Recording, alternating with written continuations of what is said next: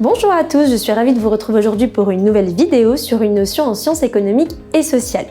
Aujourd'hui, on se retrouve sur la distinction entre croissance intensive et croissance extensive. Je m'appelle Jenny Bruderman, je suis formatrice en ressources humaines et en SES. La notion de croissance extensive et intensive est une notion très importante du programme. Elle commence dès le départ sur votre chapitre sur la croissance économique. Sachez, chers élèves, que vous pouvez tomber sur cette notion au baccalauréat, tant dans la dissertation que dans l'épreuve composée EC1 ou EC3. Il est fort probable que l'on vous demande de distinguer les deux. Commençons alors par la notion de croissance. La croissance économique correspond à la hausse du PIB sur une période donnée et au sein d'un pays donné.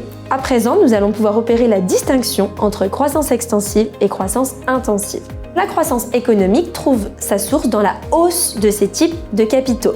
La hausse du facteur travail s'opère par la hausse du nombre d'heures travaillées ou du nombre de personnes qui travaillent, et la hausse du facteur capital s'opère par la hausse des investissements en biens nécessaires à la production. Lorsque vous accumulez du travail ou du capital, il y a de grandes chances que vous obteniez de la croissance économique. On parle alors de croissance dite extensive.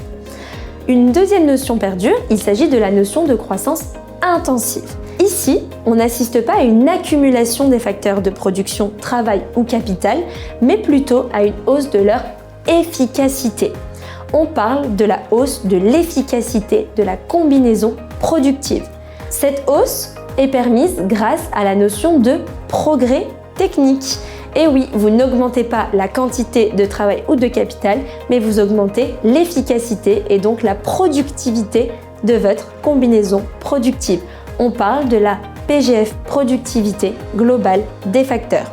À présent, je vais faire un zoom sur la notion de productivité. La productivité, comme vous pouvez le voir, correspond à la quantité produite sur le nombre d'heures travaillées.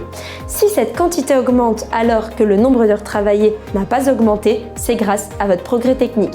Et dans ce cas, on se retrouve dans la situation de croissance dite intensive.